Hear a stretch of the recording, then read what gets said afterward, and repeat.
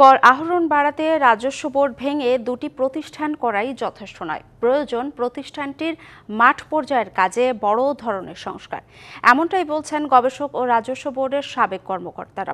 রাজস্ব বোর্ড ভেঙে দুটি প্রতিষ্ঠান গড়ে তোলার খসড়া প্রায় চূড়ান্ত। জুলাইয়ের আগে 53 বছরের এই সংস্থা বিলুপ্ত হচ্ছে। তবে সংশ্লিষ্টরা বলছেন, রাজস্ব কর্মকর্তাদের দুর্নীতি কমানো, জবাবদিহি না বাড়াতে পারলে এই পদক্ষেপের সুফল আসবে না।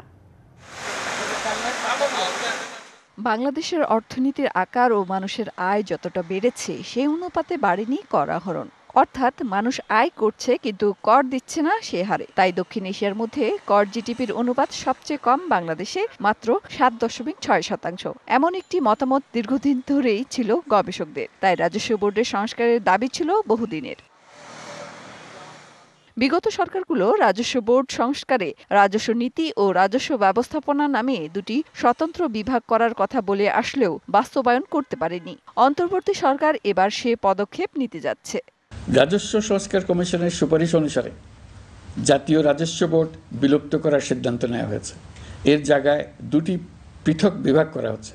রাজস্ব বোর্ড ভেঙে আলাদা দুটি বিভাগ করতে অধ্যাদেশের খসড়া তৈরি করেছে এনবিআর, যা আগামী অর্থবছর থেকেই কার্যক্রম শুরু হবে।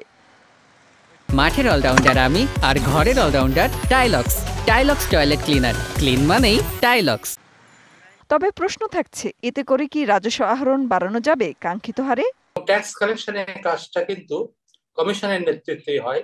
এটা জাতীয় রাজস্ব বোর্ডের খুব একটা কিছু করার থাকে না। তো দুইটা বিভাগ করলে নিচের লেভেলে যদি একটা রিফর্মস না করা হয়, বড় ধরনের রিফর্মস, তাহলে এটা কিভাবে রাজস্ব বৃদ্ধি করবে সেটা আমি বুঝতে পারছি। কিন্তু মনে রাখা দরকার যে রাজস্ব আদায়ে জন্য আলাদা একটি ইউনিট করে দেওয়া বা এক্সিকিউশনের জন্য পলিসির জন্য আলাদা একটি ইউনিট করে দেওয়াটি কিন্তু সমস্যার সমাধান নয়।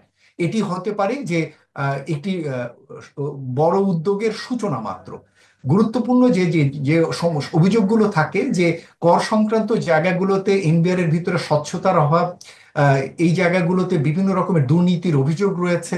এই যে বিভিন্ন রকমের জটিলতা, এই জটিলতাগুলো রেখে আপনি কিন্তু আলাদা করে এক্সিকিউশন ইউনিট করেই যে আপনি আসলে সুবিধা অনেক পেয়ে যাবেন তা না। রাজস্ব আহরণ বাড়াতে রাজস্ব কর্মকাণ্ডে ঘুষ দুর্নীতি কমানোর পাশাপাশি একটি সমন্বিত ডিজিটাল আর্থিক ব্যবস্থা গড়ে তোলার উপর জোর দিয়েছেন গবেষকরা।